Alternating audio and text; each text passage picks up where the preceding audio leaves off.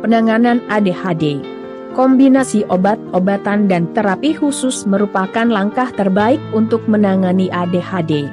Tidak ada jalan pintas untuk mengatasi kondisi ini.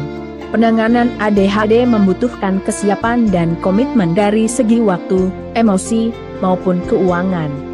Meski tidak bisa disembuhkan sepenuhnya, ADHD dapat ditangani dengan beberapa jenis obat dan terapi untuk meredakan gejala-gejala yang timbul, sehingga penderitanya bisa menjalani aktivitas sehari-hari dengan normal.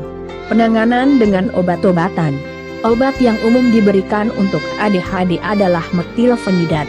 Obat ini bekerja dengan cara menyeimbangkan senyawa kimia pada otak sehingga dapat meredakan gejala ADHD. Metilfenidat aman untuk dikonsumsi anak-anak, namun dokter tetap akan memantau pengobatan untuk mewaspadai munculnya efek samping, seperti gangguan pada jantung. Bila anak mengalami efek samping tersebut, atau berisiko tinggi untuk mengalaminya, maka dokter akan memberikan obat lain yang meliputi atomoxetin, amitriptyline, obat golongan agonis alfa, misalnya clonidin. Penanganan melalui psikoterapi. Penderita ADHD perlu mendapatkan psikoterapi. Selain untuk menangani ADHD, psikoterapi juga berguna untuk mengatasi gangguan mental lain yang menyertai ADHD, misalnya depresi. Jenis-jenis psikoterapi yang bisa menjadi pilihan adalah terapi perilaku kognitif atau cognitive behavioral therapy, CBT. Terapi perilaku kognitif akan membantu penderita ADHD untuk mengubah pola pikir dan perilaku saat menghadapi masalah atau situasi tertentu. Terapi psikodukasi. Penderita ADHD akan diajak untuk berbagi cerita dalam terapi ini. Misalnya kesulitan mereka dalam mengatasi gejala-gejala ADHD. Dari terapi ini, diharapkan penderita dapat menemukan cara yang paling sesuai baginya untuk mengatasi gejala tersebut. Pelatihan interaksi sosial. Jenis terapi ini dapat membantu penderita ADHD untuk memahami perilaku sosial yang layak dalam situasi tertentu. Orang tua, keluarga, guru, dan pengasuh penderita ADHD juga membutuhkan pengetahuan serta bimbingan agar dapat mendampingi penderita. Oleh karena itu, mereka perlu diberikan program pelatihan khusus.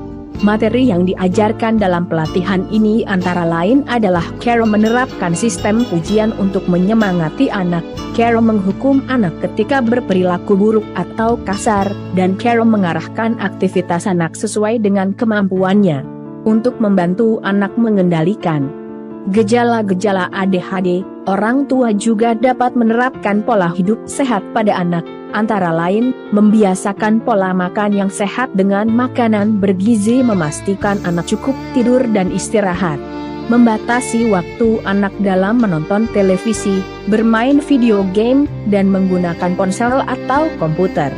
Mengajak anak melakukan aktivitas fisik minimal 60 menit setiap hari. ADHD memang tidak bisa disembuhkan, tetapi bila terdiagnosis secara dini dan ditangani dengan tepat, penderita akan mampu beradaptasi dengan kondisinya dan menjalani aktivitas sehari-hari secara normal. Komplikasi. Penderita ADHD yang tidak tertangani dapat mengalami kondisi di bawah ini, mengalami kesulitan untuk fokus belajar di kelas, sehingga prestasi akademiknya menurun. Memiliki masalah interaksi dengan teman-teman sebaya dan lingkungan sekitarnya. Memiliki risiko mengonsumsi alkohol dan menyalahgunakan NAPZA saat beranjak dewasa. Berisiko mengalami cedera saat melakukan aktivitas sehari-hari. Merasa rendah diri. Menurut beberapa penelitian, penderita ADHD juga berisiko mengalami gangguan mental lainnya, seperti depresi, gangguan kecemasan, gangguan bipolar, sindrom Tourette, oppositional deviant disorder.